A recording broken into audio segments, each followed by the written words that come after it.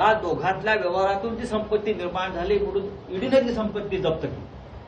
पण प्रफुल्ल पटेल हे भाजपमध्ये गेल्याबरोबर मोदी सरकारनं ही दाऊदची संपत्ती मुक्त केली 1100 कोटी.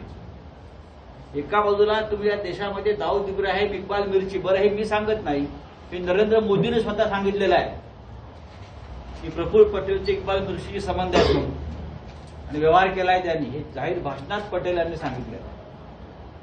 तुम्ही अजित पवारांची संपत्ती जप्त केली, बेनामी प्रॉपर्टी जप्त केल्या, त्यात जरडेश्वर कारखाना सुद्धा आला, पण ते भाजप बरोबर गेले आणि संपत्ती मुक्त झाली, क्लीन चिट.